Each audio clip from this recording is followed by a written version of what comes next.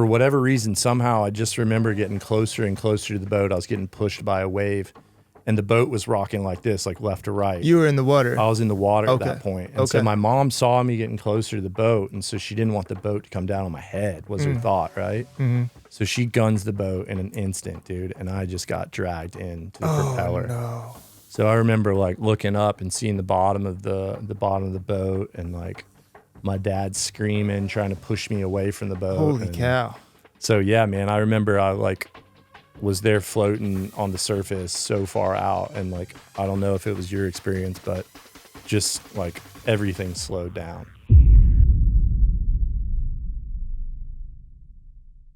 All right, welcome back. We back at it like a crack addict. It's another guest today. It's a fun one. We got my man Jordan Thomas, aka JT. Come on with it. Yes, my sir. God. Welcome. So excited to be here, dude. Double amputee. He's got me like one up. He's got 2 missing legs. I only got 1. So You know, in the limb loss world, we call you a hangnail. A hangnail. Yeah, because it's just one leg still missing. hanging on. No, it's one leg missing is equivalent of a hangnail. Okay, I feel it. Well, I can't feel this one. Yeah, so I was gonna say it's kind of like you're it's similar. Dude. Yeah. Totally. Yeah. So today's gonna be a fun one. We're gonna go over Jordan's story, a little bit about his golf. Probably a lot about his golf, but starting off because we're coming fresh off a national championship for the Gators. Stay hot, Gators. Gator boys. Stay hot, Gator Stay boys. hot. Let's go. The last 3 games from the Sweet 16, the 8. Oh no! I'm sorry. The 8, the 4, and then the final. We were down by double digits. Double digits, all 3 games. Double digits. And on the last game, the national championship game against Houston, where the refs again decided not to give us any calls. Yeah. Just ridiculous. But we were down by 12 and brought it all the way back. We only held the lead the entirety of the game. We held the lead for less than 30 seconds, yet we won the national championship. Dude. Go Gators, man. Go Gators. Gators. That team was just different. It was, You know what I mean? Imagine next year when we got the what is it, 8-footer? Yeah, no, that kid. 7 foot, yeah, that red 10? 7'9" or something like that. Yeah. Crazy. I mean, in that final, too, the thing that's crazy is like Walter's production was so far down. Yeah. And yet we still found a way to win that game, which absolutely. was like, well, yeah, it's Clayton, crazy. he scored his first 2 points on free throws with like 4 minutes left or something. Not long. Yeah. But crazy. then his closeout wins the game on the defensive end. Oh, yeah. It's unreal. And one on the 2 scores that he did get. Dude. It's just Gators are coming in hot next year. Hot. Next year is going to be intense. Totally. Yeah. We got a stacked team, so watch out for the SEC. Hey, but I heard that they are redoing the Swamp, and so they're playing all home games here in Orlando in 26. Really? Yeah. Somebody fact check that, but I think that's the case. Please fact check that. Somebody That'd check be interesting. That's what's the stadium called? Not It's like Camping World, isn't it? Camping World's the one in Orlando. That's a football field. I'm trying to think of the Gator basketball. No. I'm saying they're redoing the Swamp. And so they're playing all their home football games are going to be played here in 26 is what they're changing Ben Hill Griffin Stadium. Yeah, they're renovating the Swamp. Interesting. Yeah. Oh, that's going to be fun. Yeah, so we're going to have to go mob around in orange and blue. Of course. No indication. All right, it was fact-checked and he was wrong. Hold on. It started off right. I got a thumbs up though over here. Yeah, I'm pretty sure he was wrong too. So. All right, so maybe. Either way, Ben Hill Griffin's already the GOAT of all stadiums for college football. There's nowhere better. I mean, there is nowhere better than the Swamp. Nowhere better. Yeah, but to get into the story a little bit now, I mean, we could talk Gators for probably 2-3 hours. Easy. So we'll try to get away from that, but I'm sure it's going to come back. So one thing I don't know about JT here is actually the story of how you lost your legs. We've known each other for a little bit, but I've never gotten into that. Never actually heard your story. I think I told you mine and a little bit. I know pieces of yours. Yeah, but we never really got into yours. Yeah. We talked golf only. Yeah, so, that's easy to do. Yeah, it is. So I want to start out there. I want to know your story, man. How'd you lose your legs? Man. How'd you get so pretty? You know, it's like a lot like you know, it's that thing where as a 16-year-old kid in 2005, I went on a boat ride. Okay. Right, and I came back with a disability that I'll have for the rest of my life. Okay. And it happened in an instant. So I was in the Keys. Okay, that's what I was going to ask. Were you like in the ocean? I was in the Florida Keys. I was 16, 2005.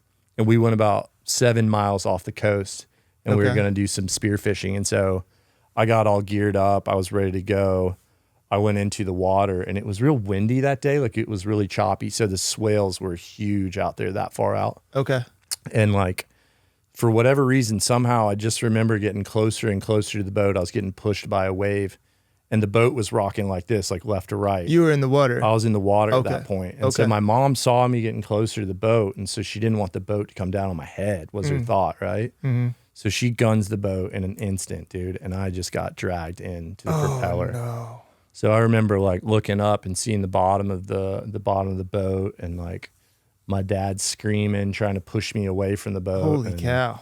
So yeah, man, I remember I like was there floating on the surface so far out, and like I don't know if it was your experience, but just like everything slowed down. Oh man, I don't remember my accident. You don't so at all? Nothing. Yeah. for like over a month. Whoa. So yeah, I remember, but that's all of more it. intense. Remembering everything is All of it. is more intense, especially at 16. 16, man. And That's so it's like, yeah, I'm floating, Wow. and then my dad jumps in the water, and he swims out, and he's like, "Are you okay?" And I said, "My feet are gone. Like, we have to go." Like that. Like, you had enough calm. awareness to just know Oh, I that knew. they were done. Dude, I looked. I mean, it was like my fins were gone. It was just like red and gnarly, dude. Holy cow. And yeah, and my So dad they were both just chopped off in the water. When you came out, there was nothing hanging or anything. They were just gone. yeah, it was hanging a little bit. But Okay. But that's, feet were gone, or yeah, they were toast. They were done, dude. holy Yeah. cow. So my dad did a great job. My mom swung around, and my dad pushed me up, and my mom lifted me up. And yeah, man, I mean, both my parents are doctors, and so my mom Really? like, put tourniquets on my femoral artery. Oh, God bless them. And she elevated my legs to slow the bleeding down as much as she could. But Thank goodness that they had I that lost so experience. much blood. Yeah. And I'm just really lucky to be here, man. That's what my question was going to be. Like, how did you not bleed out? Out in the ocean, you just tore both of your femoral and carotid arteries on both sides if you Rough. chopped your legs off. It was rough. That's crazy. Well, man. yeah, I didn't get my femoral, but it Okay. you know, it was such a devastating injury, and I forget what it is, but I think you've got like 7 units of blood in your body. I lost 4 Yeah. units of blood that day. Well, I think it's less than 7. Okay, I lost Yeah. over half. So Yeah. I don't know what the number is. Maybe we can Okay. fact check that. I thought it was 7. I lost 4. It was whatever it was. Okay. A lot of blood was Yeah, lost. And that's a lot. you know, my mom did a great job, and my dad was on this radio, and it was like on the emergency channel. And Okay. by the time I got in there was an ambulance waiting on me. Okay. And then I got airlifted out of there. Yeah. Wow. Yeah. So you had to go all the way back in, and then they took you off the boat to the ambulance, airlifted from there. Yeah. 45-minute ride on the boat. Wow. Holy cow. 45. Brother, how are you minutes, alive? dude. Yeah. That's But crazy. I'm telling you this, and a lot of people have an explanation for it. I've got my own, but like, it was the most serene experience I've ever had in my life. Yeah. Those 45 minutes, man, I of just like I can't calm. imagine. It was like, yeah, Pain or just in shock? no Yeah, pain. okay. It was just like, I was just like, Wow. yeah, it was totally. Dude, that's crazy. I mean, when my accident happened and my tibia popped out and tore my arteries, Yeah. like I bled out before the ambulance got there pretty much. And that was one leg. Yeah. And I don't think it was 45 minutes till the ambulance got there. So the fact that you lost both, I mean, your parents saved your life for sure with those tourniquets. No question. Like, for sure. Is it not so crazy that me and you are sitting here right now having this conversation, Dude. dude? like Amen the to that. Kids Bro, lived it. Like, we should that's- not be here. We literally should not Yeah. be here. And now we're out golfing, Yeah. living our best lives You think about that ever? all the time. You ever think about like the trajectory of chills your right life? now. Like had that day not had you not yeah. gone to ride your bike that day? Oh, that's probably one of the more common things that I go through in my head scenario wise. Yeah. Especially when you watch like all your friends keep moving forward in the same position that you were in when the accident happened, you know?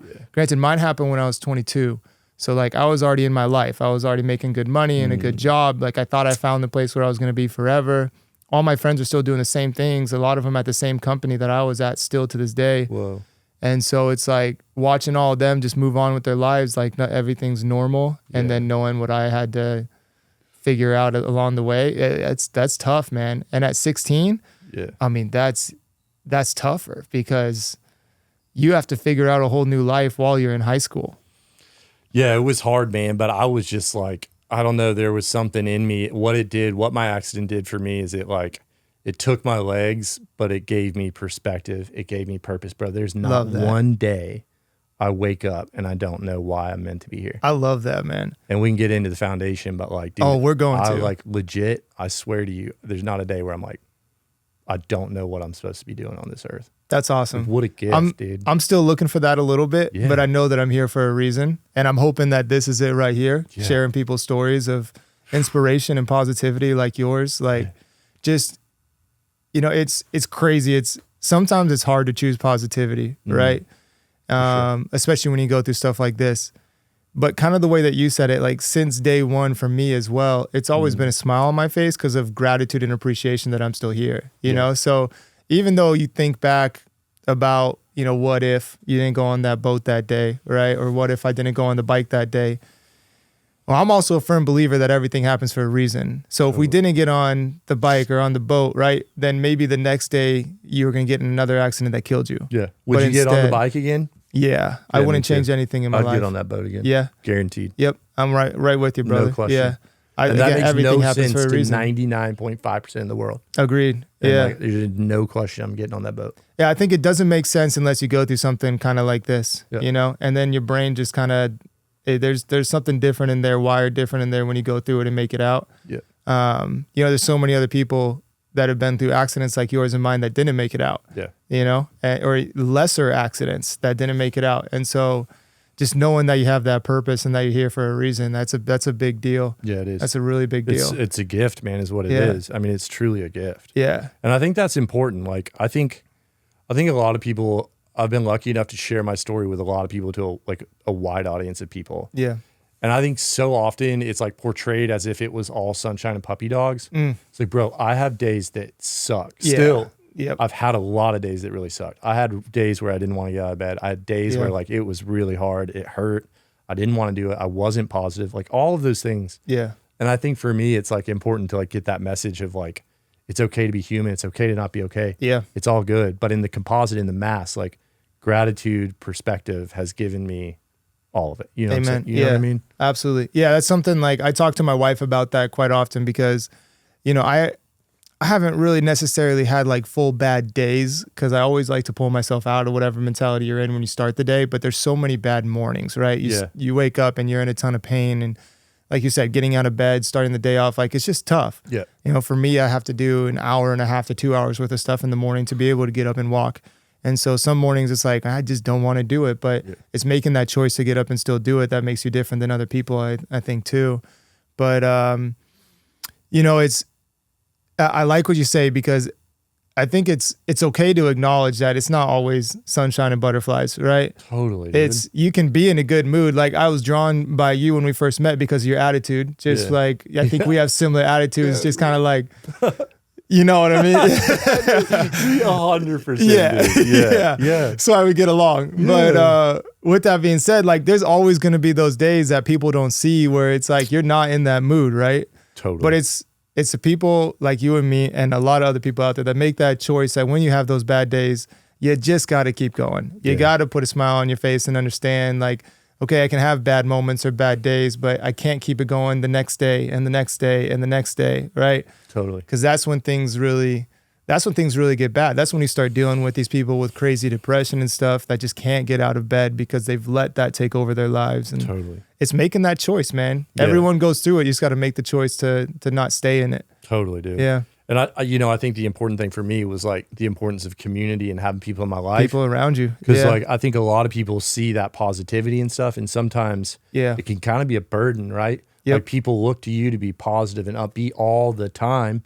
And some days it's like, dude, I don't want to be that guy. Now, dude. Yeah. I kind of need that from somebody else. Yep. Like my glass is a little empty. Yep. You know? And so for me, like having the courage and the community of people that like I can call on and be honest and vulnerable with and say like, dude, I just am struggling.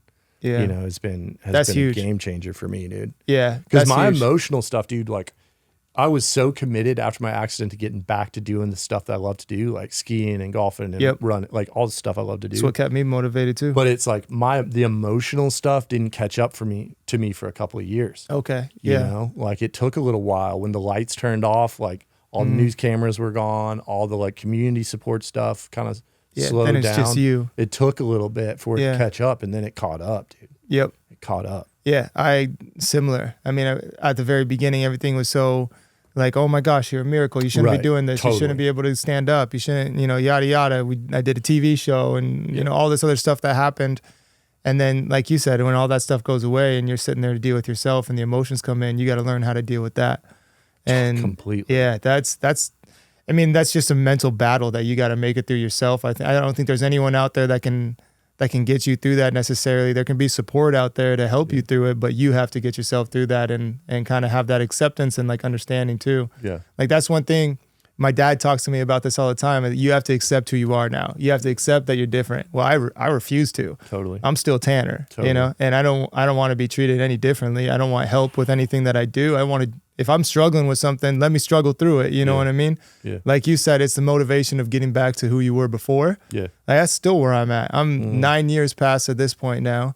And that's like my golfing, everything is just trying to get back to somewhat normal to where I was. Even my job, I'm back to doing the same thing I was doing, or the same industry at least before the accident, because it makes me feel more normal, more like myself. Yeah. And so like... You see yourself as an amputee? Like, I know I'm an amputee, but like, this sounds really bad, but like if you go into like a place, right, and there's a bunch of amputees and you're like, oh man, like I don't fit in with them, you know what I mean? I kind of do. Yeah. I don't want to say that, but it's really hard, but like it's just that mentality aspect of like, no, I'm still normal, but you're not, but like, I feel you, dude. It's a tough one. I don't I forget about it all the time. Yeah, it's weird. Yep. It's like some weird psychological. It's been 20 years for me. Oh, okay. Oh, this yeah. is my 20th anniversary this year, which is crazy. Dang. I've been an amputee longer than I was able-bodied. That's crazy. Yeah, that's dude, nuts. I just do not see myself as an amputee. Like, and it's not like it's not a good bad thing. It's just I don't even you just really see yourself see as you. Yeah, and then when you're around those people, sometimes it's kind of like,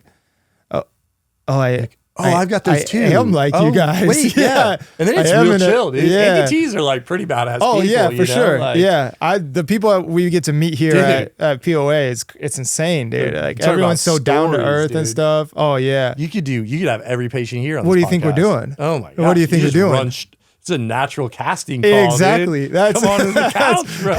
You're here. Yeah, bro. That's why we're doing it here. Wild, it was something that I talked to Stan about for quite a while, and he called me and was like, "Do it." Yeah. This place is different. It is. Yeah, that's once again, we're going to shout it out on every single podcast. We're here at Prosthetics and Orthotics Associates in Orlando. Thank you very much, Stan, for the support, for allowing us to do this here. The people that we see here are just insane. We have one coming up in a couple days where we have these young cats that came from Ukraine from the war. I'm sure you see them out here every day, right? Talk about different, dude. Holy cow, those man. Those dudes are different. Dude, I'm excited to hear those stories. I bet. That's going to be crazy. Yeah. Yeah. So, but yeah, I mean, it's just, it actually brings me to one of my questions, something I'm going to ask like everyone that comes on. Yeah. When you dream at night and you see yourself in your dreams, are you an amputee or not? That's a good question. I'm such a terrible sleeper, dude. I don't ever remember my dreams. Yeah. Do you remember your dreams? To an extent, yeah. I don't even know. I feel so lame for not knowing that. I don't think the last guest did either. I feel like that's like a common I'm getting head question, shakes. Yeah, dude. I don't think the last guest didn't either. Didn't remember? Yeah, interesting. Isn't that crazy? It's been 20 years. Dude, it's been 20 years. And you don't know. I don't. That's weird. I'm kind of like one of those guys that like I start my dreams out at night when I start going to sleep. I kind of like start replaying the same thing every night and let it go into that dream. And then once I wake up a couple hours later and then go back to sleep, the dreams change. Yeah.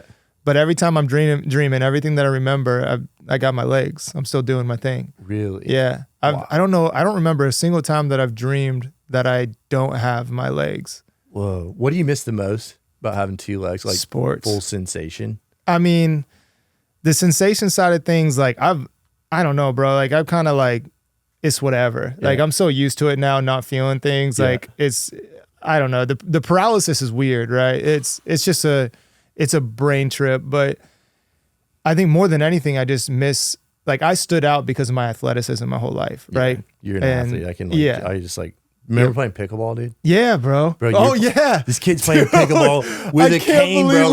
And he like just goes ass up, dude, and just falls straight down. I'm like, oh, no, dude, that was like half the shots. Literally. I was just falling and hitting the ball, but I still got it. I mean, was I not dialed? No, bro, absolute your dialed. boy has hands. You have hands, dude. But I grew up playing pickleball in my backyard before it was a big thing. That checks out, dude. Yeah. That I mean, I played every out. sport. I don't want to say I excelled at one certain thing. I was very good at everything when it came to sports. I just had natural balance and athleticism. And so like where I struggled with competing sometimes because I got so competitive. So I would, you know what I mean? You know how it is, especially in golf. Yeah. But I was just, it was just something that always made me stand out was I was always a tall, athletic kid that could do anything that I wanted. You know what I mean? That's what I miss. Yeah. Watching my daughter run away and knowing I can't run after her, that sucks, bro. That's tough, dude. Dude, that sucks. That's not tough. being able to have my wife run up and jump in my arms and hold her and spin her around like we used to. Like those little things, those hurt. You know, that's not going to be healed for a long time. But I think that's what pushes me because I'm not going to give up till I can do those things. And I truly believe I'll be able to. You know, like when I met you, it was coming fresh off stem cells. I was walking for like a few months or something when I met you. Yeah. And the first thing we did was went out and played pickleball. Yeah. You know what I mean? Like competitive too. Yeah. Not like, we weren't like ding, ding, ding. No, like we're smacking the ball. We're playing pickleball. Yeah. I'm diving back and forth every shot with a broken spine, like trying to make this stuff happen. It's a lot, dude. It's just, it's in my nature. I'm going to keep going until I can do all that stuff. I'm going to hit a jump shot again someday. I know it's going to happen. It just takes work. It's got to work harder than everyone else. Work. Just like growing up in sports, you know what I mean? Yep. So, but yeah, that's the biggest thing, man. What about you? Dude, I miss like, I'm a golfer. I golf. Yeah, right? of course. So like for me, like I do miss kicking a soccer ball, like being able to like really let it rip. Yeah. I miss walking in grass a lot. Yeah, you know bro. that feeling, dude? Did you used to golf barefoot by chance? Bro, yes. Oh, that's a big one. Walking in sandals is pretty tight. Yep. Pretty tight. Yeah. I miss that for sure. But, you know, I've got handicap parking, so it's all good, bro. Can't complain about much, you know what I mean? Handicap parking is so fire. It is legit. It is, yeah. People ever mean mug you? Oh my gosh, bro. I have so many stories. Yeah, right? I have so many stories. People yelling and cussing at me, and then I just swing the door open. Yeah. Like, and yeah, I've had the first trip I ever took with one of my, was it the first? I think it was the first trip I ever took. It was with one of my boys that I grew up with, one of my best friends, if not my best friend. And we're down in California, and I'm still like very self-conscious about anywhere I go because I was in a wheelchair, so I wasn't walking or anything. I'm still completely paralyzed. It was before stem cells, like. So I'm like, I wasn't even wearing a prosthetic. We had one kind of, but paralyzed, so I wasn't doing anything. Yeah. But I was still driving. All right, that was one thing I always did without feeling my feet. I was picking up my leg and driving. So sketchy. You did that, dude. I thought you just had hand controls. I never used hand controls. I refused them. So I drove illegally for 7 years. I also raced cars and became the fastest paraplegic in the world without hand controls. And that was picking up my feet. Some legal disclaimer right now, like some kind of like. If someone wants to give me a ticket for that, bring it on. You're good. You know I'm just looking out for the pod. Statute of limitations. Yeah, they don't know how long ago it was. Shut up, bro. You're good, dude. No, you're out. Yeah, but we were driving down in San Diego, and we pulled up to like a Safeway or something. I don't remember what it was called. It was some grocery store, right? And I park in the handicap spot, throw the sticker up. And these old people drive around behind us. And this is like one of my first times going out in public and like doing my thing, right? And so we pull in and these guys come around and they're just screaming and cussing at me and this and that. And so I was just like, you know, in the moment, my first reaction is always like, oh, y'all trying to fight. Like, you know, I can't fight anymore. What do I do? You know, so I just swung the door open and swung my legs out and was like, what's up? And the look on their faces when they saw that, I was like, all right, so now from now on, anytime someone does something like this, we're just going to show them what's up. But it also made me like, it kind of gives you that hesitation of going back out again, you know? Because it's like that sucks, you know what I mean? But I got over it. It is what it is. But yeah, there's lots of stories like that. I used to park in my race car in handicap spots with a parachute in the back. Yeah. And then I'd be cruising back in the wheelchair because I put the wheelchair in the back of the race car. Oh, so I'd be cruising back in the wheelchair with some friends, and people would be like taking pictures of the car. Like I had someone call the cops before because the car was sitting in it doesn't look like someone that drove handicap in it. Whatever that means. Yeah. I guess. Right? Yeah. Like, yeah. There's, you know, you think when you see cars, you think, you know, handicap or not handicap. So yeah, I've had some fun times with that. It's unhinged, dude. But moral of the story, handicap parking makes it all worth it. Oh, period. Well, in the story. That's it, dude. That's probably because you could still walk. So I mean, if I could take one thing back, if I could have one thing from the spine, the paralysis, and the leg and stuff, I would take the paralysis back, of course, and then I would love the handicap parking because being able to like fully walk and do all that stuff, plus have the handicap parking, it would be nice. Yeah, because it's still not easy for me to walk long distances. You know, I'm still trying to figure it out with the paralysis. So, but what are you walking with a cane now? Yeah, I'm with a cane now full time. I work every day with a cane, walking in and out of houses every day with a cane. So that's legit. Whoa. But yeah, I'm chilling in the wheelchair at home for the most part, right? I get so exhausted by the time I get home, legs off, going in the chair. Totally. Yeah, I'm not trying to 24/7 push myself too hard or anything. But after the next round of stem cells,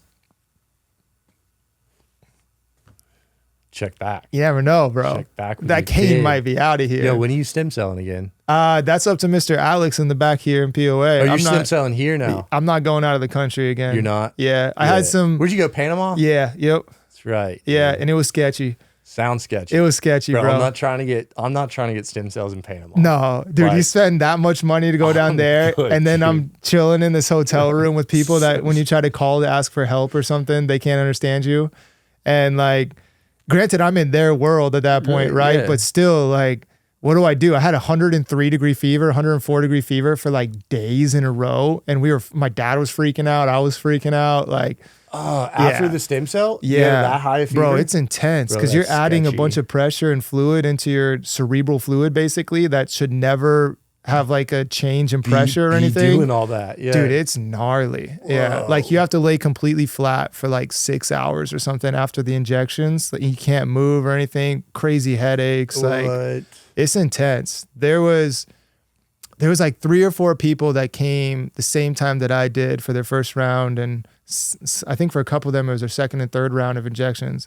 And I was the only person that left in time and made it through all of my injections. Everyone else, they gave up because of pain and because they just couldn't handle it. And so there's one guy that stayed longer and the other 2 like gave up. Just dipped. And I just stuck it out, bro. I've been in so much pain in my life already. I was like, whatever. Yeah, I'll eat it, dude. Yeah. I'm good. For stem cells? Yeah. Keep injecting those things, is that buddy. painful though? Yeah, dude, it was tough. Like, so in the accident time, like there were times where like I was passing out and they said I stopped breathing and everything because of pain alone. And that's when I was on the state maximum for all painkillers, IV and oral, all the stuff, Dilaudid, morphine, fentanyl, like everything you can imagine I was taking, and I was still passing out and going through these episodes from pain because my entire body was shattered. Yeah, you just broke so much stuff. But then when I came to stem cells, dude, that's the only thing that reminded me of that since. Because I was in just full body pain the whole time, like couldn't move, like was crying, trying to get to the bathroom. My dad picking me up and putting me in the wheelchair and stuff. Like, dude, it was intense. That's gnarly. Yeah, like my dad, when I told him I was going back, but this time to Tijuana, because that's originally where I was going to go for the second round. Yeah. And we were talking back and forth, and he's like, I'm not going with you. He's like, if you're going to do the same things, like I can't handle seeing you like that again. Yeah. Whoa. And I was like, well, all right, like.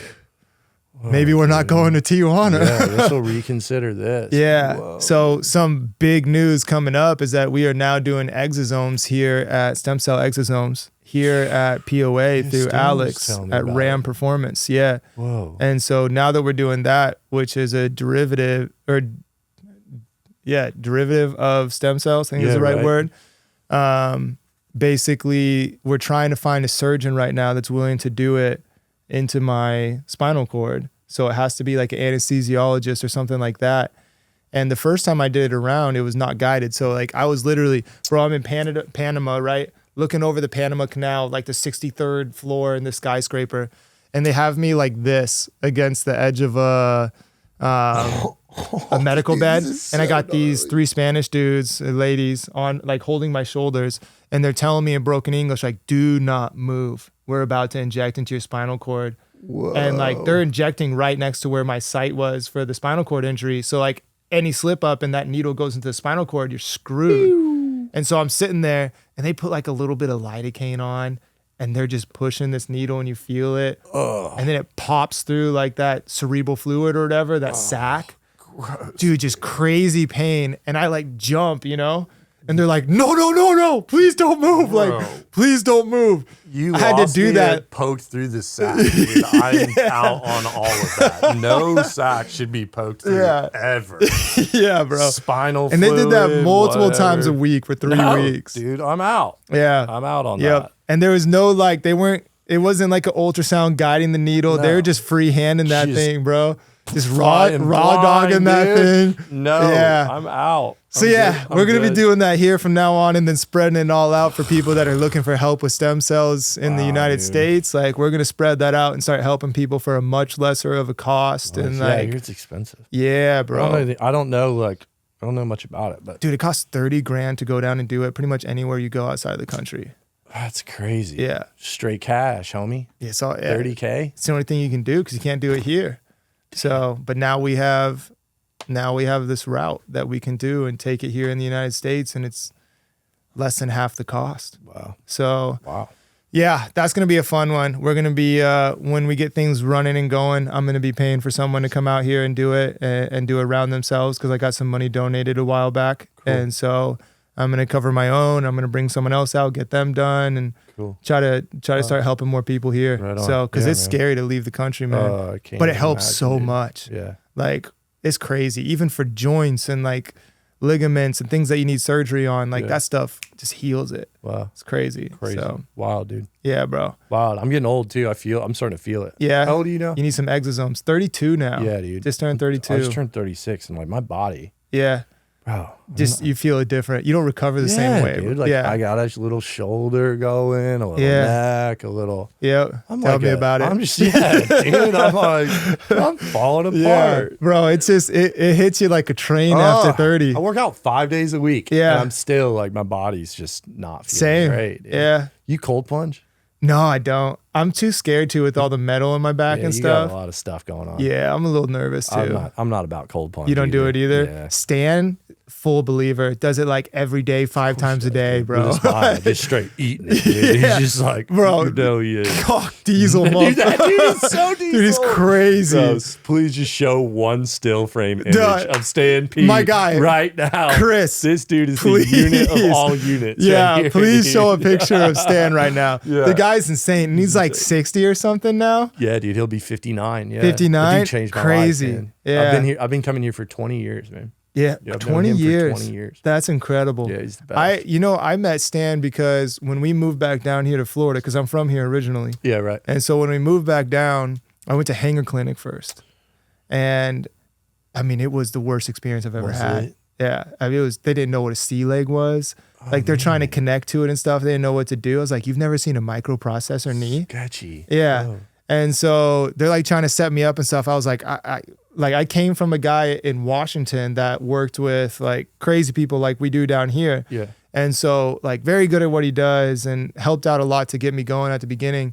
But then I was like really struggling down here. Like, what do I do? Like my leg doesn't fit. I have a weird stump because I'm paralyzed. So I don't have any muscle up here. Right. And then it's through knee. So it's just all bone at the bottom. So it's thicker at the bottom than it is at the top. So suction doesn't work. So we were like, how the heck do we make a prosthetic fit? Yeah, right. That's why we have the split now, Word. which is, it works like a dream. Game changer for you? Dude, it works like a dream. It's awesome. Yeah. Thank you, Stan, again. Yeah. But I went to this random doctor's office inside of a, what was it? It was inside of a CVS. I just needed to go to a doctor's office to get like a referral for something. So I went to this random doctor's office and I met this nurse in there. And she's like, where do you go for your prosthetic? I was like, I go to Hanger Clinic, but they suck. Yeah. And she's like, well, have you heard of POA? No. She's like, you should just go over there, walk in sometime, like take a look and meet him. So I came with my wife. And when I came down here, I didn't have stem cells yet. So I was walking with forearm crutches when I walked, but I wasn't really walking, right? I'm using my arms and then I'm like, my forearms were just insane. Yeah. And so I'm walking with the forearm crutches and legs just kind of like doing their thing underneath. And I'm walking in. I didn't want to come in the wheelchair into a new prosthetics place. I wanted to fit in, right? Yeah. And so I'm walking in. I come in and I come around the corner and it's just all amputees. And I was like, where am I? Yeah. Like the most amputees I've ever seen at one time was like 1 or 2. Right. And so I was just uncomfortable. It was like a gaggle of amputees. Yeah, I didn't know what to do. Yeah. Like a bunch of people my age that are just running, and like you had the Paralympians in the back sprinting and training, and I'm like, bro, where am I right now? It's like, so what is wild, this? isn't it? Yeah. And then Brad, you remember Brad? Yeah. Brad, the OG, he like is standing in a group with Roger and some other amputees, and he sees me walk up and he comes over and says, hi.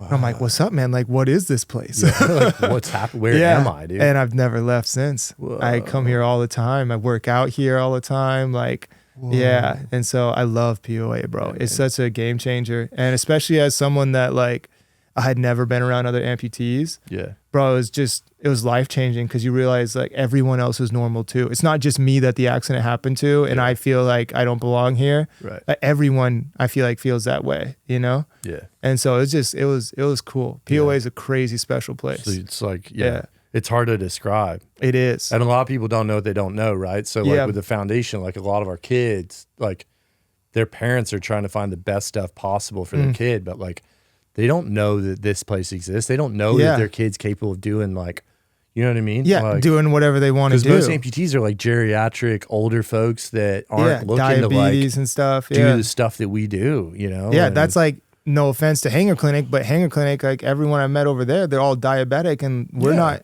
no offense to them in any way, shape or form. Sure. Everyone's got their struggles, but we're not in the same class, if that makes sense, right? Like so it's just, this place is different. It's different. Athletes and people doing the same thing, like snowboarders, skiers, like everything you can imagine here. Yeah, it's crazy. This place is wild, man. Yeah. So let's talk about that foundation though. Yeah. Tell me a little bit about it. Yeah. When did you start it? Man, so I told you I got airlifted to Miami. I was in Miami and I met one kid named Larry who was a young kid that didn't have he was an amputee, didn't have prosthetics, and I asked the doctor like, yo, what's going on with this kid? Because I could tell that he was like either congenital or been an amputee for a while.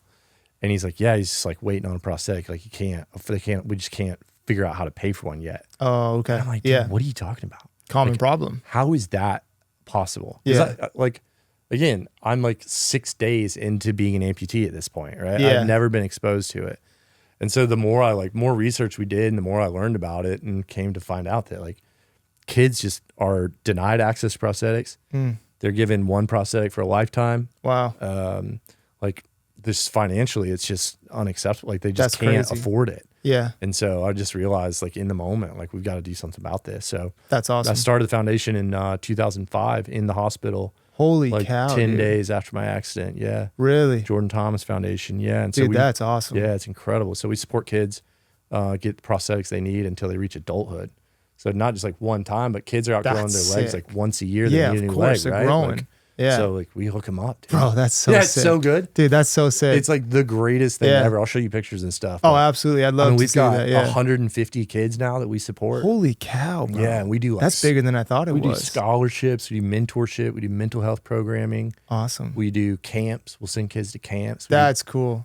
I want to do something like that someday. Yep. Best, dude. Yeah. It's the best. That's awesome. That's what I talk about, like with the purpose thing. It's like I think about my life and the trajectory. Like, if my accident happened, I'd be like selling insurance to like whatever, you know what I mean? Yeah. My life would be so boring, dude. I'd just be just some living a regular life, white dude. Yeah. Doing whatever in the suburbs, like terrible. Yeah. But now it's like, dude, I get to wake up every day and go to battle. You know for what these you're doing. kids. Yeah. It's unbelievable. Dude, that's awesome. Yeah, it's a game That's changer. amazing. Yeah. Yeah, that's really cool. Good. That's huge. I mean, that I could see that being a problem. My first prosthetic was given to me for free because insurance wouldn't approve one for me. Yeah, right. But it was because of the paralysis, not because I was a kid. But I could understand why there's so many people out there that with insurance issues and stuff like that, like insurance doesn't want to pay for these things.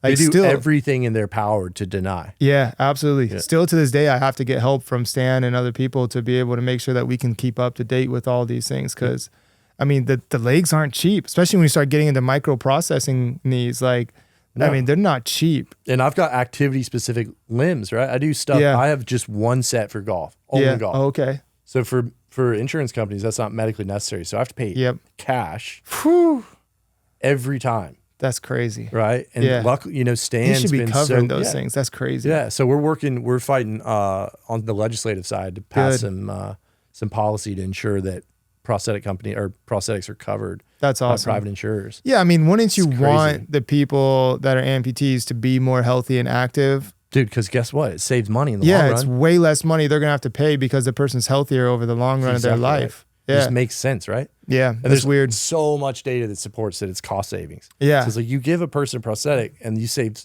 so much money in the long run. For sure. For every dollar you spend on prosthetics, you save $11. Holy cow. Save 11. Yeah. I mean, I believe it because if you're sitting in a wheelchair, I mean, you're going to have so many problems. Yeah. Like there's blood flow issues, clotting issues, health issues, like just everything you can imagine is so much worse and made worse by being in a chair and sitting down and not walking and being active. It's like it's the same thing as someone without. Totally. Without it's like sitting is the modern day smoking, right? Yeah. Sitting is the new epidemic of it is how injurious it is to the body. Yeah. Mentally, physically, psychologically, like every way. Yeah. So it's like, it's crazy, man. Yeah. Fighting those dudes, fighting insurance companies is like trying to talk to a brick wall. Yeah. I mean, you're like, dude, so we're fighting. Yeah, it's hard to get through to the insurance companies in any way to understand your reasoning or your point of view to try to work down the line to make something happen. Yeah, it's hard, but it is hard. It's been passed in 8 states, and we're just that's gonna awesome. Keep plugging away, man. That's cool, man. It's good stuff. Yeah, that's sick. But the foundation's awesome, dude. That's really cool. Good. Yeah, that is a good purpose right there. It's really good. And helping kids, like, dude, what's better than that? It's the best, especially because you know exactly what those kids are going through, and that's awesome. Yeah, that's cool. Crazy. Like I talked to a mom that was about to sell her home to pay for her daughter's leg. Holy cow, dude. This one family canceled 2 years of family vacations to get their daughter's swimming leg. Wow. And then the foundation would just pay for it and say, yeah, absolutely, go do it. So the mom didn't have to sell her home. Yeah. And the family could go back on another vacation. Dude, and the little girl could swim. That's a complete game changer. Like, dude, can you get me a leg I can swim in? How old are you, dude? 32. I'm still a kid at heart. A little out of the window. Yeah, it's good stuff. No, that's awesome, bro. Yeah, that's really cool. Yeah, good for you, man. That's having something bigger than yourself, you know? Dude, can we talk about golf? I would love to. Yeah. What's your handicap right now? Dude, I'm a +3. Dude. That sucks for me. It's dude. Don't. I gotta get better, bro. You literally name your medical ailments. Just you want to know all of them. Give me like the major ones. Quick bullet point cliff notes of your medical ailment. All right, so I have 5 degrees of rotation and bend in my spine left over because I have rods that go from T10 to L4. And then I have a cage with the vertebrae removed at L1. So my spine has 5 degrees of rotation. So when I'm golfing, by the way, I'm literally breaking my spine. You're saying you have 5 degrees of lateral rotation? Yeah. Okay. Yeah, and 5 degrees of bend. And so, those 5 degrees on the one vertebrae that's left over in my lumbar that isn't fused with a rod has a herniated disc or bulging disc on the top and bottom. So the pain is insane. But then also, every time I swing, I'm fracturing my spine because I'm rotating and my spine is trying to rotate around these metal rods. So every time I go in for MRIs, I just have these spider fractures going all the way up my spine. Do they hate you, dude? Does your doctor, does he want to kick you in the dome? I have met with so many, orthopedic surgeons and doctors and stuff, and no one will work with me because of what I do. Yeah, because even Alex in the back, every time we talk, he'll help me to get stronger. But he tells me every time, stop golfing, bro. I'm like, no, Bro, that's terrifying. No. We literally played the most rotary sport on the planet. Straight up. And literally all we talk about is it's the only thing I can do, bro. It's the only thing, and I'm still at 8.5 handicap. Go play darts, dude. Darts are tight, dude. bro. I will destroy you in some darts at the bar, bro. Somebody destroy get a dartboard in here. Oh, it's game over. Let me tell you, game over. Anything with hand control, brother, you're done, it, dude. So yeah, got the spine paralyzed from the waist down. The only place that I have function and feeling are my quads. So like my hamstrings and my glutes are kind of firing now, but I can't feel them or control them. And then from the knee down is completely paralyzed still. So I balance with my quads, which are still extremely weak. Yeah, my knee is missing all of its ligaments. I have one ligament left. The PCL, I believe it is the only thing I have left. So my knee dislocates on swings. Yeah, man, it's obviously the amputation through knee. Yo, anytime amputation is the last thing on a list of injuries, amputation's the easiest thing I deal with, bro. Not a good sign when that is the ultimate thing on a list of injuries. Most people are like, damn, I'm an amputee. Yeah, I'm like, what? Like, why are you complaining? Hold on, dude. Hold my beer. Seriously. That's crazy, dude. Yeah, wait, so you don't play with a rotator on this leg? What do you mean? I think we may need to get you a rotator on here. I don't even know what that means, bro. Yeah. So you can rotate. Oh yeah, no. I just when I go to swing, I put the ball on my back foot for the most part. Yeah, off the back. And then since I can't, you're saying when you're standing like strapped into the cart, or you're saying? Well, I play standing. Okay. Yeah, so I only play in the cart for tournaments, and still I'm going to be standing for the majority of them. Okay. Only on like uneven lies I'll use the cart. Oh, so the USGA will let you. Yeah, so I'm not in the true seated class. I'm in the neurological class. So I don't have to play from the same tees as everyone else like I did last year, where it's just. Yeah. What'd you shoot tough. in qualifier? Oh, gosh, bro. You don't have to name it, dude. No, you're okay. I'll say, yeah. The day before I went out for my practice round, I shot a 77 and I was dialed. Bro, you never keep scoring a practice round. Dude, I said the same thing to my caddy. Why did we keep score, bro? Never. Why did we keep score? No. Came back the day after, shot at 83. That's all right. That's fine. Yeah, but I did not qualify. So, because I was in like the amputee class, everyone was shooting par and under par. You're in an amputee class, not the neurological. Now you're in neurological. Yeah. So now I'm a T-box up. Good. So I'm playing from like 6,000 yards, which is like 300 yards closer than I typically play to practice. But you're carrying it. What are you hitting driver right now? I carry driver like 220 to 230 on a big one. I'm going like 240, 250. If I really get a hang of it, I can get to like 260, 270 with the rollout. But dude. Yeah. So that's like a stinger to get to like 260, let it roll out down a fairway. Like a flighted one. Yeah. But I just got new clubs and I'm finally back to like decent distances where now I'm hitting my 8-iron like 145, 150. So I'm still less than I was before, obviously, but I feel more comfortable that I can hit like regular distances and Are you stuff scared like that. you're gonna get hurt though?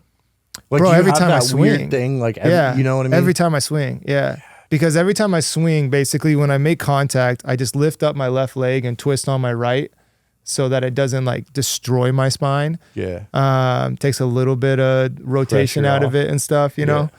But then it's like everything's on the knee. I fall down all the time. Bro, this thing is like sketchy, dude. Is it popping out? Yeah, dude, I see it moving.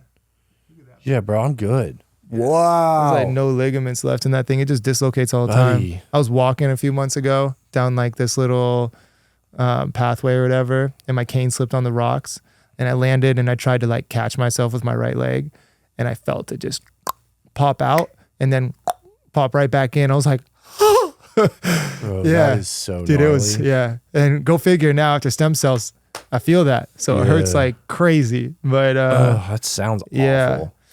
Yeah, bro. So, I mean, I kind of make do, but I'm starting to get better. Right 8.5. Yeah, that's real good. So, but I've been playing golf technically for about 2 years now. Look up what percentage of golfers are single digit.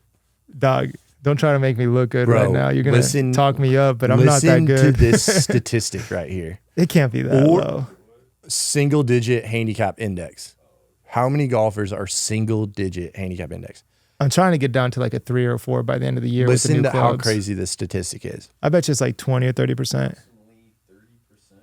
Are single digit. In the U.S. have a Bro, you're telling me that you're better than, so you're 8'5". Yeah. So you're better than what, 75? 70% of golfers. 75%? Yeah. Let's take out the That 9. is crazy. Yeah. 75%. Yeah. And amputation is the last And I'm injury still playing on your from list. the white tee boxes and everything. Yeah, And it's crazy. Yeah. It's crazy. Yeah. Isn't it crazy? Like, you ever see people though that like inspire you? Yeah. Because you bro, know how all the people are time. always like, you're such an inspiration. Bro, you just told me you're a +3 handicap. You inspire me. Yeah, right. But it's crazy though when like Yeah, you get to no, see yeah, other, for you know, sure, like, yeah. it's real cool. Yeah, it is. Because you get so used to like everyone's always saying it to you, you know? And then when you finally meet someone else, it's like, dang, bro, you're doing all, like, that's what's up. Yeah. Dude, I'm going to shout out Melosi. I'm blanking on his first name right now, but he's the #1 seeded golfer in America. Melosi. I Yeah. don't know, dude. So he played the adaptive he's like US a Hawaiian dude. Yeah, he won the adaptive US Open a couple years in a row. He's a G. I think I know Yeah. exactly who you're talking about. Bro. Was he in the Army? No, I don't think so. No, I think it was like a skiing accident or something. Hold on, I'm about to get Wait, it. I'm sure. If I've he been played the seeing all of adaptive- his stuff lately. I watch him a lot. So you have good stuff, good content? Oh no, his first name is. Oh no, that's his brother's on Good, and that's his. It's Max. Wait, let me see him. Togasala. I'm sure I've seen him. Sorry if I'm butchering that name if he ever watches this, but that's him right there. Bro, that guy inspires me because he plays seated 24/7 and a heck of a golfer, bro. Wait, no, I've never. I'm jealous of his rotation. That's for I don't know sure. if he was at. So this was when we played in Kansas. Okay, last year. Yeah, and I missed. He says back to back. So Yeah, I think he won back to back. he didn't win the first year. He must have won the second year. I was hurt. Oh, okay. And then I played this with him last year. Okay. Wow, what a beast, dude. Bro, what a G. I played with a seated player this year. Great golfer. It's crazy. Dude, it's insane. What you guys do, bro. It is insane. I just like, when I watch that, I'm definitely inspired when I watch him play and everything. But at the same time, I'm also like so jealous, bro. When I see the rotation of the spine, I'm like, oh my gosh, man, dude, I wish my spine could do that. There's this double amputee from Nigeria, bro. When I watch him, he's like the same for me. Yeah. Yeah. Just crazy golfer. Yeah, I just want to beat him so bad, though. Dude, isn't it crazy how you get inspired, but all you want to do is beat them? Yeah. Yeah. And they love it. And yeah, it's like, of course, because they want to beat you too. and it's amazing. Yeah, that's competition. It's a beautiful part of life. This dude, I'm gonna take him this year. What's his name? Bro, what's that kid's name? Come on, shout him out. I hope he watches What's this. that cat's name? Something, dude. Something. Yeah, bro, you're going down. Look up something. The You're US going down. Adaptive US Open multi-limb. Bro, there's so many. This dude's How is he gonna find them? So good, bro. Yeah. Dude, This kid's a beast. let me ask you a question because you're a +3. So when you're golfing, are you still doing everything like normal? Are you still rotating and going up and squishing the bug and everything? Like you can do it all? Yeah. That's sick, bro. Dude, I'm lucky, dude. Look how That's long so I am. cool. My leg's Yeah. so long. Yeah. Like, You do have long Issa. legs. Issa something. Issa. ISA. Oh, it just caught him. Issa. He's about to catch a We're asking stray, production boy. to help out here. Come on, boys. Issa. He's so good. This Yeah. kid's, I think he's Nigerian, maybe. This first name I'm seeing, I'm gonna butcher that. But like, see a Shout it golfer out. though. Yeah, Nalareb. And yeah. That dude is so, Bro, you're going down he's so in the tiny. Lareb. I'd say he's think I probably butchered number 1 in that the world. too. I'd say I'm number 2 in the world right now. Yeah. Number 2 double amputee in the world. Bro, take him down. But all love to you. No. if he watches Straight it. up, that dude's a G. Like you are unreal, dude. Yeah, I think anyone that is an amputee, period, that's out there doing their thing, like Period. just like Bro, props. if it's you know? ballet, if it's painting, like I Oh legit yeah, don't just care. going like beating that, going Bro. out and doing your thing, bro. That's huge. I met this lady last year at the Adaptive US Open who actually helped me get my cart. And we were talking back and forth. She's like, "Why don't you have an adaptive cart?" And I was like, "Oh, I don't know what you're talking Yeah, what does about." that even mean, Yeah, it's dude? my Yeah. first tournament. Right. Like I've been golfing for 6 months. Like, Right. and we started into a conversation, and she's like, "You're so inspiring. Like I feel like I'm a fake or a cheater," because she was one below knee amputee on one leg. And I was like, "What are you talking what? about? Yeah, Like how can you even say that? Like you're out here golfing, living your best life, missing a leg, like." the vast majority of people in your situation are not doing what you're doing. So there's always someone that's going to give you perspective in life, right? There's always someone worse. Totally. Like that is 100% facts. There's always someone in a worse position. It doesn't matter how bad you're in. Totally. So it's like, that doesn't take away from what you are doing. You know what I mean? 100%. So, Comparison's the thief of joy, man. It really is, man. Truly is. It is. It gets in a long, I've been down that road, the comparison road. So dude, I was on the tough. way. I was on the way over here, and I was getting a drink, and the lady was like, "Oh, I'm so sorry." Oh, I could use a Starbs right now. And I just hammered a Red Bull, dude. So I could use a Red Bull too. Shout out Dang. Red Bull. What? Sorry, real quick. Your boy. Oh, sponsor both of us. What's up? What's your go-to flavor? Dude, I just do a sugar-free. I've never tried any of the. Is that too? I gotta have the sugar. I can't do regular Red Bull anymore because I mix it with vodka too much at an earlier age. So it just reminds me of it when I drink it. Yeah. But I'm blueberry like all day. I haven't even tried those. Really? Yeah. Yeah, blueberry all day. But I'm like, this lady, she's like, "Oh, I'm so sorry." She's like staring at my legs. Oh, because of legs. And I'm like, dude, bro, that happens so like, much. I'm like, dude, like truly. Yeah.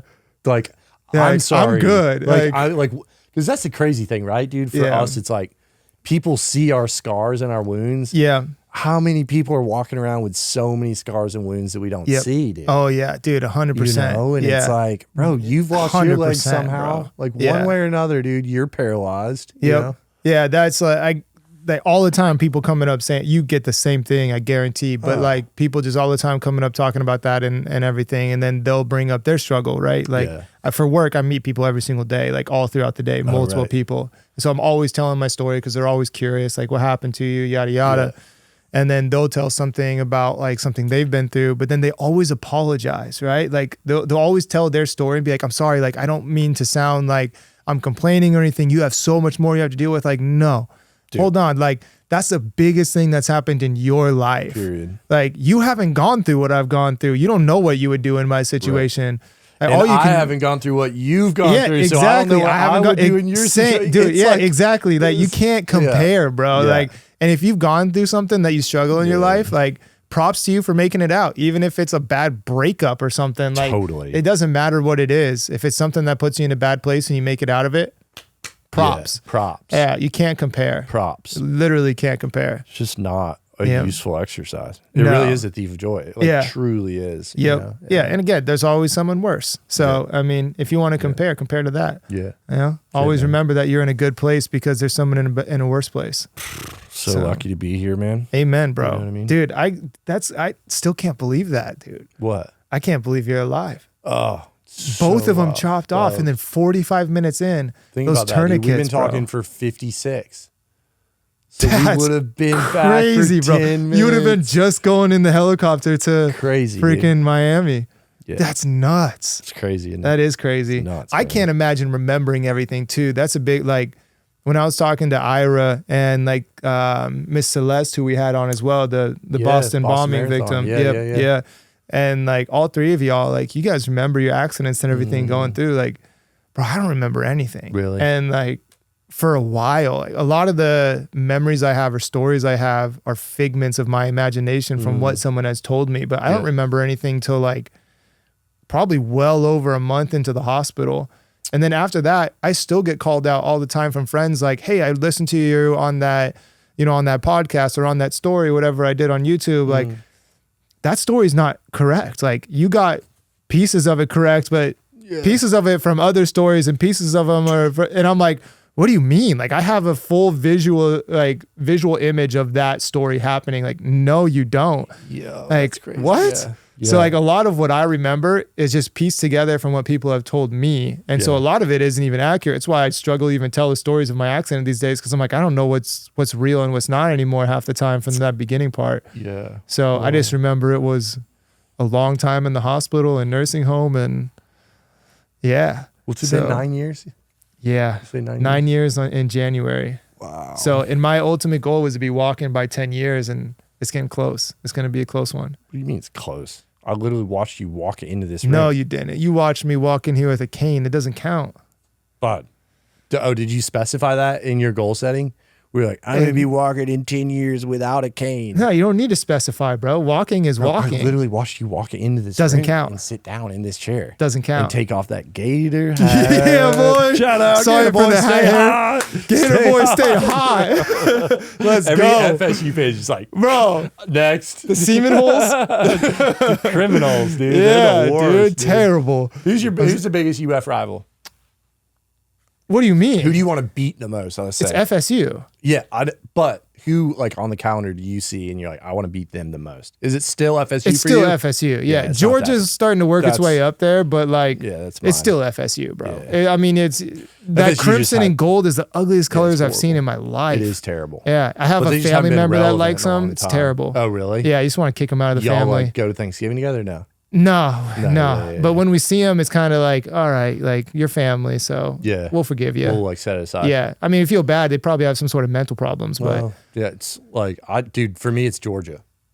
I really. I mean, the past couple Don't years like in Georgia. football, for sure, it's like we have to beat Georgia. Yeah. But I mean, I think Georgia's like the more recent. They've been doing so well. Like we want to beat them for the SEC side of things. Right.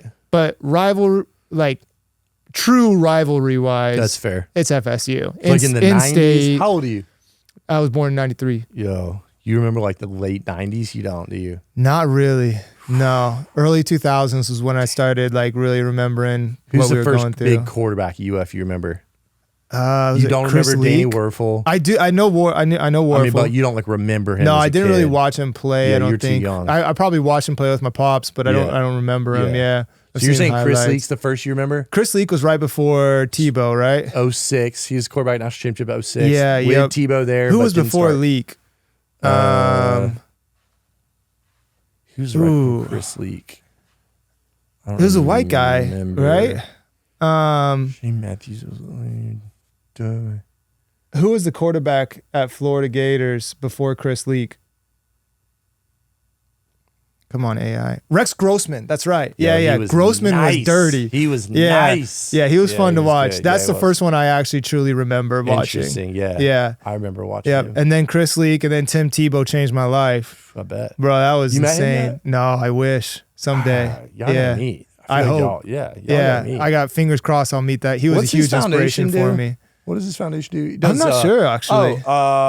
It's like he does kids with like special needs to like for them to have a night at prom. Oh, that's awesome. It's so tight. That's Isn't that what it cool. is? I know that's done.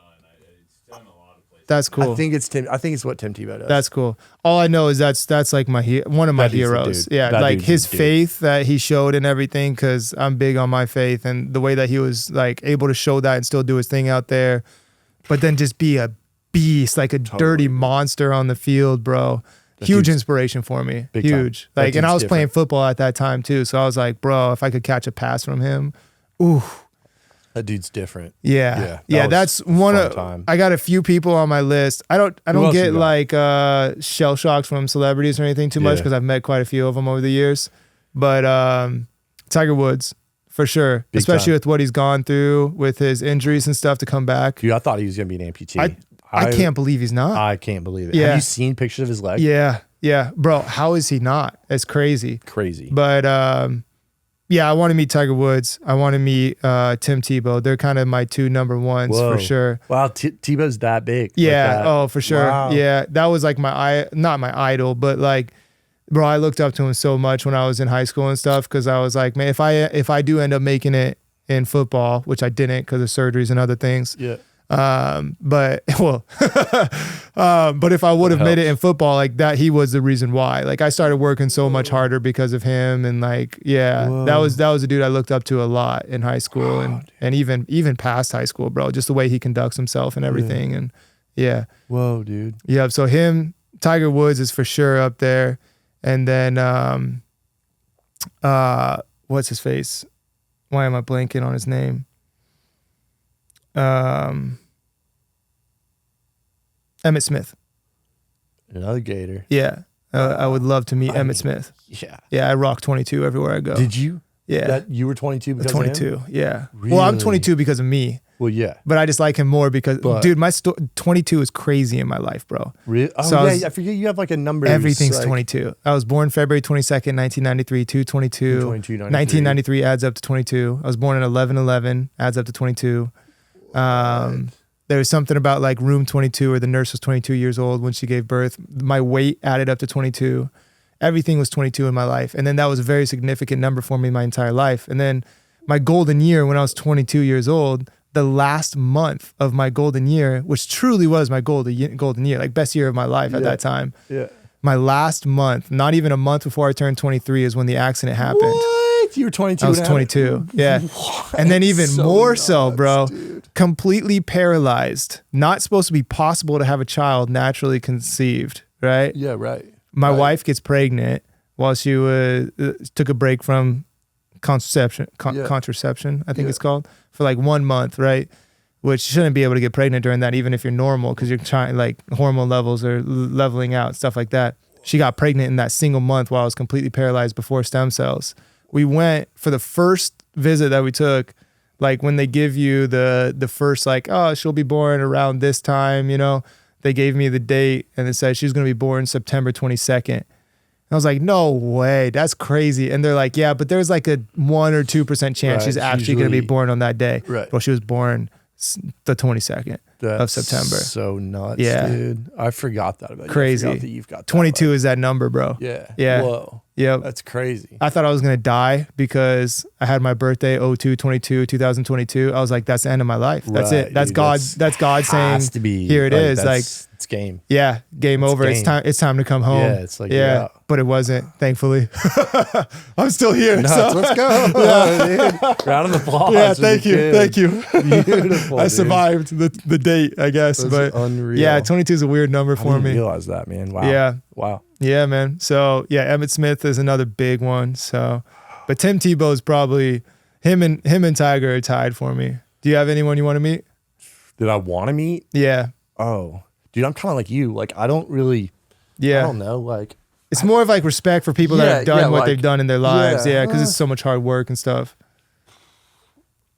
I don't know. Yeah, I mean, I admire anybody that, like, yeah, the greats, of course, I'd love to meet, like, yeah, I don't know. I mean, Michael Jordan has got to be up there too. I can't believe I forgot him. Yeah, like playing a round of golf with Michael Jordan. Pretty tight. Dude, Is there that's a golfer you want to meet? Tiger Woods. I mean, besides Tiger. Yeah, Like John Daly. JD? Yeah. He lives dude. He plays so much golf in Nashville. Yeah, let me tell you. So my boy Danny right now, shouts out to Danny. He is up at the Masters. What Ira was telling me about this. Yes, dude. bro. He's staying in the same house as John Daly in a text message group with him, like sending me pictures and stuff. He's playing golf with him. I'm like, dude, what am I doing with my life? What am I doing with my life? You're sitting here. You're literally sitting here doing a podcast, talking to with you, me, instead of being with John Daly. In Augusta, why did he invite me? During Masters Week. Yeah. By the way, did you watch the first round today? Yeah, I did. What did you think? Good first round. Yeah, I mean, Scheffler came out, did his thing, of course. Love, what? Dude. Where did he come from? Who? 7 under. Who? Justin Rose? Yeah, or Rose, not Love. Rosie. Yeah. Dude, Justin Rose at 7 under. He's dialed. Yeah. He's so good. I want to see what DeChambeau does. It's a great. What did he fire today? When I stopped watching it, he was at 4. Couple under. Yeah, he was at 4 under. That's a good start. So I think he was almost, getting close to Scheffler at that point. Who's going to win it, you think?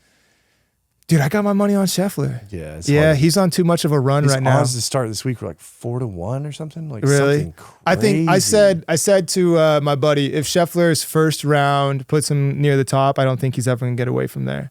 And he did. I think he was like number 2 when I left watching. He's definitely top 5. What is he, like 4th? Tied for 2. T2 right now. Yep. Yeah, dude. It's Rose -7, then Connor, Scheffler, and Aubert. Oh, a bird. Okay. Ludwig, dude. Wow, dude. Ludwig is dude. He's ridiculous. He's gonna be number 1 in the world one day. Yeah, I agree. DeChambeau's -3. Oh, so DeChambeau had a bogey. Pretty good round. Wow. Yeah. You know who else I think could be number 1 in the world someday? Akshay Bhatia. Akshay's nasty. Yeah. His nasty. swing, his spine, dude, the way he moves. He's like it's as crazy. round as that like golf shaft. Yeah. He's like tiny. Yeah. But His like speed before is he makes unreal. contact with the ball, his his hips are already pointed towards his target, Dude, bro. it's unreal, Yeah, dude. Like, his lean is like this, like, bro, do it's not emulate crazy. that, dude. No, Please don't dude, do that. I would be on the Please ground, don't bro. do If I that. did that, my spine would be broken in half. Yeah, Like, dude. yeah. I think Game I'll die over. on a golf course one day. I hope I do told my too. dad my dream death is like you get a hole in one and then out of nowhere a ball hits you in the temple and you drop. And you're out. Yeah. I'd be cool with it. Yeah, please. How many God. hole in ones you got? One. You got one? Yeah. How old? Ooh. Well, you just started, right? No, I mean I was a scratch golfer before my accident. Oh, I didn't know Yeah, I that. never played well in competition, but I was a scratch golfer. Yeah. It's at Sumner Meadows Golf Course, hole number 3. How far? 125 yard par 3 over the water. Gap wedge? Big wedge? Which wedge? It was it would have been a sand wedge, 56. One bounce, spin back, hit the pin. Tight, Yeah. man. I don't know. It's probably 18, Wow. maybe 19. Wow. Yeah. Wow, dude. No, what is it? It was. Yeah, I would have been trying to remember what car I had at the time. I was probably 18. Wow. Yeah, it was right as I was graduating college around that time. So Graduating high school. college. I graduated my 4 year when I was 19. What? Yeah. Whoa, dude. 18 or 19. I think 19. Yeah. Damn, son. Yeah. You got after it. Yeah. I wanted to be done with school, bro. Yeah, I bet. Yeah. I just did it fast. Be over. Yeah. I had a couple surgeries that prevented me from trying to do sports in college. Really? A big knee surgery, which then they took away from me. And then a big shoulder surgery that messed my golf game up my senior year, like really bad. Right shoulder? Left shoulder. Yeah. Dislocated on a chunk shot up in Washington. Hold on, dude. Time out. Hold on. You hit a ball so fat that it dislocated your Yeah. shoulder. The labrum was already torn. Bro, that is Yeah. that is a horrifically bad golf shot. Yeah. If you Oh, it was dislocated so shoulder- wet out there, bro, and just pouring out What? rain, and it took a big chopping swing. And I remember when it went in, and my shoulder's always been bad. It always kind of like popped in and out after I had some injuries to it from baseball and stuff. And I remember it going in and trying to pull up, and dude, it just like separated, and I was like, oh, pop that thing back in, finish the round. Yeah. Such a unit. Yeah, bro. That's so awful. Pain is just weakness leaving the body. God, my 7th grade football coach used to say that. Yeah, Pain is weakness leaving. it really is, I'd be man. like, is it, coach? Oh, it is, I was dude. like- I live in pain. You remember like 7th grade, how like kids were bigger and small? Dude, Like, you know, like yeah. that's where kids started to really start Yeah. to like, Oh I yeah, remember I got wrecked a few times in Oklahoma football. drill, just be like, Oh my I'm gonna gosh. die. There's this guy named Tyler Savage from my high school. Last name Savage, bro.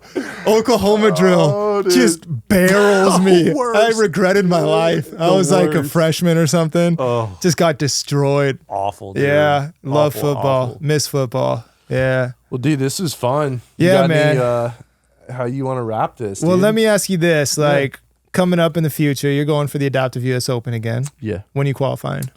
Because you're a Tennessee boy. Yeah, I got to go to Indy. Mid-May. Okay. I'll go up there and try and qualify. And So mid-May, you're trying to qualify. then Try I'll and make it see to the you Open. You in DC, right? I hope so, bro. Bro, I'm working hard right now towards it. let so. go of outcome, trust the process, just work, enjoy I'm it, trying. let The it new go. clubs, the new putter, going to a broomstick putter and everything Big. a month before. It hurts because it just you have to change your swing quite a bit. So It's tough. but I'm getting dialed. I'm Yeah. slowly getting more dialed. My driver's good. My woods are good. My irons are decent. My chipping's pretty good. My putting sucks. That's right. Standing up trying to putt instead of go, dude. And I had my dream Scotty. I finally purchased my dream Scotty, and then got the new clubs and was talking to my dad, and he's like, "You got to do the broomstick putter." I was like, "No chance." Broomstick. I got the broomstick putter. You broomstick. So much better on my back. Yeah, it's got to be. Dude, it's so much You're better. not- you go. No, I bring it in close and I stand up over it, so it's Great. so much better on the back. Get reps on that thing. Dude. Yep, You'll be every good. single day in How my long do you garage. qualify? Like 3 weeks? Yeah, Yeah, you'll be fine. yep, yeah. I think we'll get it. You'll be Yeah, good. I've been shooting on average with the new clubs. I've only played 4 rounds so far. I've been like, I shot a 79, 82, and then 283s, I think. So Dude, that I'm should get you- right there. It's just the little things, the little mistakes I got to get figured out. So Yeah. You'll be all right. but yeah, I'm gonna qualify beginning of May, and then we'll see each other there. Yeah, we will. What else you got going on? Anything else coming up? No, dude, I'm just trying to get dialed in golf. You know, I'm working hard with the foundation. I'm getting my master's right now, so I'm doing that. That's what's up, bro. Yeah, Congrats. And then trying to play a little bit of golf. But That's we've cool. had a terrible winter. We still have to play golf together, bro. Yeah, that's crazy. Can't believe we haven't yet. Let's play in DC. We'll play a practice round together. I'm down. Yeah, absolutely, because we're both qualifying for sure. Guaranteed. Yeah, we'll play our first round at a USGA event. Dude, 100%. It's looking pretty tight. Yeah, I'm down for that. Dude, are you playing any other tournaments this year? Yeah, I'll play Tennessee Mid-Am. I'll play Tennessee Mid-Am 4-ball just to get some competitive. Yeah. Dude, it's a different game. Yep. I'm going to try to play some smaller stuff. Got to. Dudes that don't play competitive golf and then you know what I mean? It's tough on the mental. Different world. It's a different game. That's my big thing is mental. Yeah. 100%. Yeah. It's everyone's. It's but everyone's, dude. Oh, yeah. The reality is everyone feels what you're feeling. Like everyone feels those nerves. Everyone feels. Exactly. Even the best of the best. Oh, guaranteed. On the first tee at Augusta today. Oh, bro, shaking, I'm sure. Well, not shaking, but hitting the stomach. Oh, man. Yeah. But, bro, the first tee box shot I had at the adaptive qualifier last year. Where'd you try to qualify? Here? Yeah, Sarasota again. Oh, in Sarasota. Yeah. Bro, I'm sitting there with the ball. I'm like trying to calm myself down. There's only like 10 people watching. Crazy. But I was like, dude, this sucks. Like I'm not crazy. I'm not dialed. Dude, the first year in Pinehurst, I was in the second to last group. It's crazy. That was the first year I was in Pinehurst. My resting heart rate was 144. I was wearing a whoop. Holy and dude, cow. I looked at the data because it was like the governor of North Carolina is like right there. Oh my President goodness. of the USGA is like right there. It's like cameras, people. Don't shank it. Don't shank it. 144 resting. Oh my gosh. Yeah, dude. Bro, you almost had a heart attack. I legitimately almost had cardiac arrest on the first tee box. Crazy. Dude, it's crazy, dude. Yeah, and they say golf isn't a sport. Dude, get out of here. It's the hardest sport. I agreed 100%. Body control, mental, everything is the hardest sport 100%. For sure. Yeah. Guaranteed. Yeah. Because we're iced after every shot. Every shot, yeah. You got 5 minutes, 10 minutes between shots. Like, yeah, and then you got to get it right back in, and you do that for 4 hours during a tournament, 3 to 4 hours, depending on the pace of play. Like, yeah. It's crazy, dude. Crazy, bro. It's crazy. Well, hey, man, I wish you the best of luck. Same, if y'all want to check out Jordan's foundation, check out his Instagram and check out his foundation, the Jordan Thomas Foundation. Yeah. I mean, dude, awesome everything that you're doing. Thanks, and thank you for coming on and sharing your story and hopefully inspiring some people out there to get off their butts. Yeah, man. Do it. Yeah, but if we can do it, dude, anyone can do it. For real. Dude, that's one of my key words is if I can do this, imagine what you can do. Period. Like seriously though. Because like if I'm doing the things I'm doing, like no one has excuses, honestly. Period. Like, end of story, no discussion. Yeah, it's just yeah. Period. Yeah. Awesome, dude. Pleasure, my guy. You're the man, dude. Thanks, God brother. bless you. Yeah, thanks for coming on. Thanks. And thanks for sharing your story. And thank you guys for watching. I mean, we're still getting better at this. Huge shout out to Chris and Cameron behind the camera doing the editing and taking care of all this stuff and the set and everything. Y'all are amazing for doing that. And we're just going to get better and better with every podcast. Keep supporting, like, subscribe, do your thing so that we can keep doing our thing and sharing these stories. And go out there, live your life. Don't sit on your butts. Watch us while you're doing something. Go Gators, man. Go Gators. Go Stay Gators. hot, Gator Stay boys. hot, Gator boys. Wanna hang, dude. Yeah, bro. That was good. That was dope. That was awesome, man. Appreciate you. Oh, and the crispy. Yes. That's what I'm talking about.